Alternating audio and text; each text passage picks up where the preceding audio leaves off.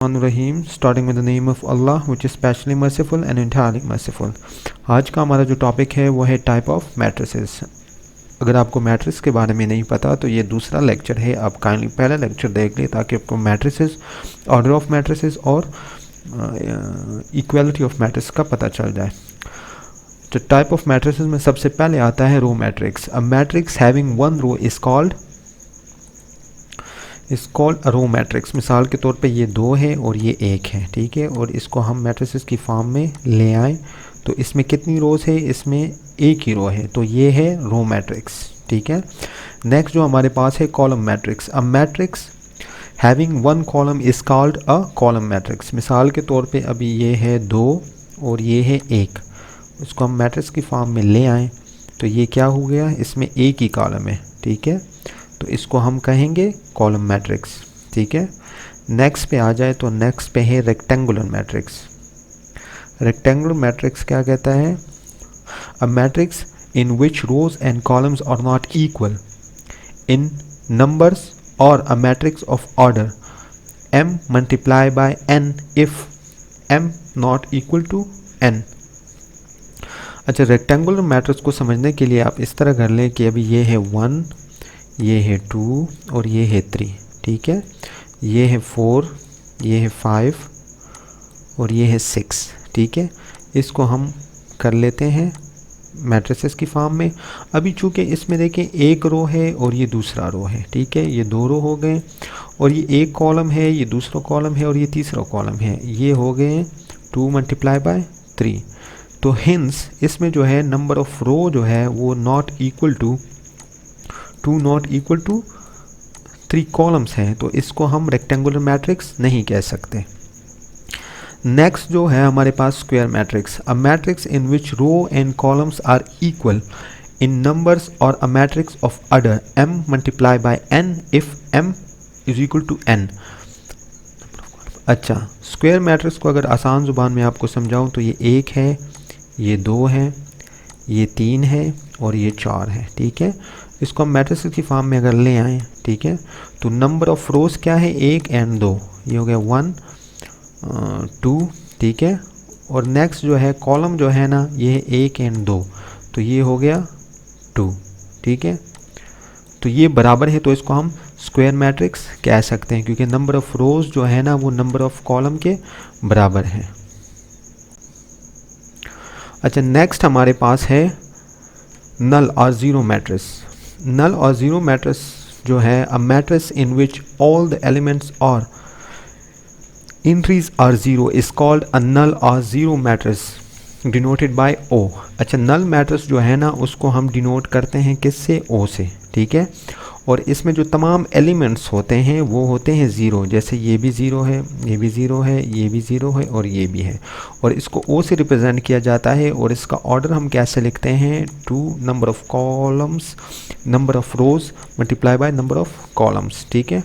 ये एक दूसरी एग्जांपल उन्होंने दी है जिसमें सिर्फ 1 रो है और 1 कॉलम है।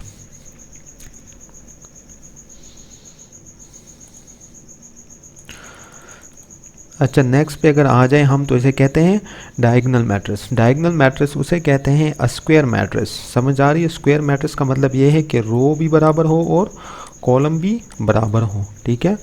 A square matrix in which all the element except at least one element of diagonal or zero is called a diagonal matrix. Some elements of diagonal matrix may be zero but not all, ठीक है। diagonal element उसे कहते हैं जो square matrix हो। एक criteria तो ये हो गया मीट के स्क्वायर हो। नेक्स्ट वो कहता है कि all element except at least one element of diagonals are zero is called।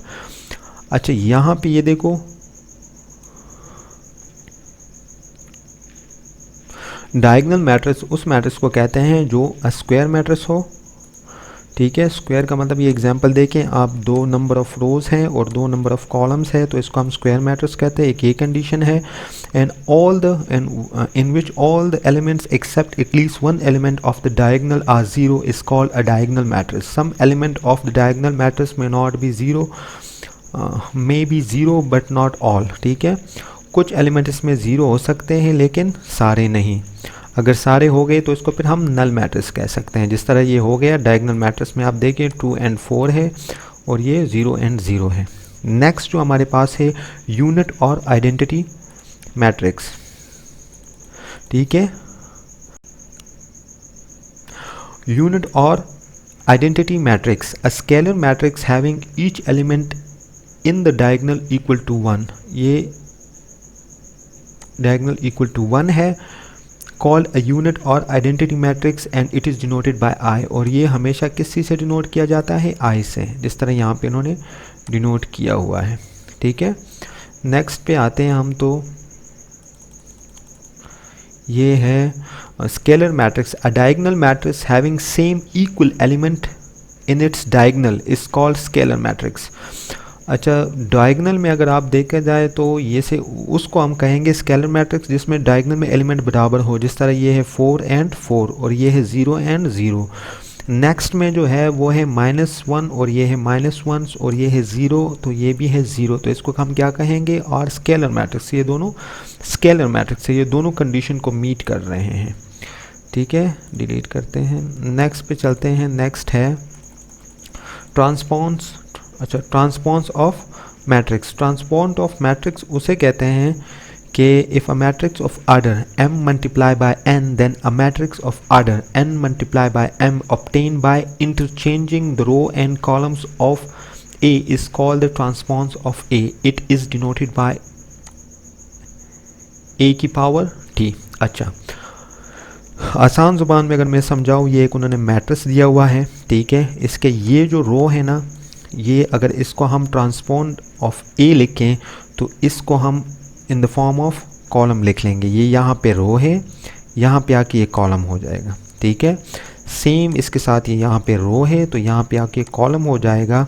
इसको जब हम इस फॉर्म में लिखेंगे तो इसको हम कहेंगे कि ट्रांसपोज ऑफ ए, ठीक है। ये हो गया। नेक्स्ट जो हमारे पास है वो है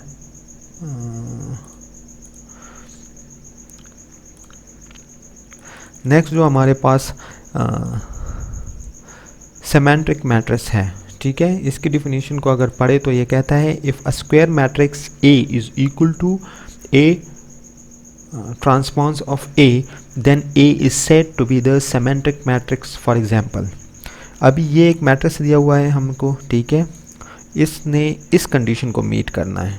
अगर इस कंडीशन को ये मीट कर गया तो इसको हम सेमेंट्रिक मैट्रिक्स कहेंगे। मिसाल के तौर पे यहाँ पे है ये जो रो है, इसका अगर हम ट्रांसपोज ले तो ये यहाँ पे आके कॉलम बन जाएगा। ये हो गया 1 2 1 2, ये हो जाएगा 2 4 एंड 2 4, ठीक है।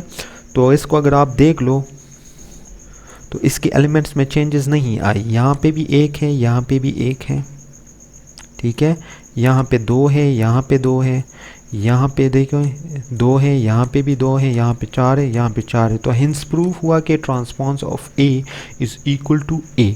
तो इसको हम कह सकते हैं कि ये क्या है, सिमेट्रिक मैट्रिक्स है, ठीक है। नेक्स्ट पे जब हम आते हैं तो नेक्स्ट है, अच्छा, skew symmetric matrix. Skew symmetric matrix if a square matrix, अच्छा, if a square matrix A T is equal to -a then A is said to be the skew symmetric matrix, ठीक है। For example ए जो है ना, इसका है 0 -3 3 and 0। इसका अगर हम ले ए सिमेट्रिक्स लें, ठीक है, जिस तरह है ये 0 -3 यहाँ पे आके कॉलम में आ जाएगा 0 -3 और ये 3, ठीक है, यहाँ पे आ जाएगा, ठीक है। देन अगर हम इसको माइनस लें, जिस तरह इसको माइनस से मल्टीप्लाई करें, मल्टीप्लाई बाय माइनस, ठीक है, तो ये हो गया। ये जब इसके साथ माइनस मल्टीप्लाई होगा 0 के साथ तो ये 0 आ गया। जब 3 के साथ मल्टीप्लाई होगा तो ये -3 हो गया। अच्छा, जब ये माइनस इसके साथ हो गया तो minus multiply by minus is equal two plus हो जाता है, और 0 के साथ हो जाएगा तो ये माइनस हो जाएगा, लेकिन 0 के साथ माइनस प्लस कोई मानी नहीं रखता। तो अभी अगर हम देखें तो ये बराबर है इसके क्या नहीं, जिस तरह -3 0 -3 3 3 एंड 0 0। तो हम ये कह सकते हैं कि स्क्वायर, अच्छा, A symmetric is equal to -a, ठीक है। Thank you for watching. अल्लाह हाफिज़।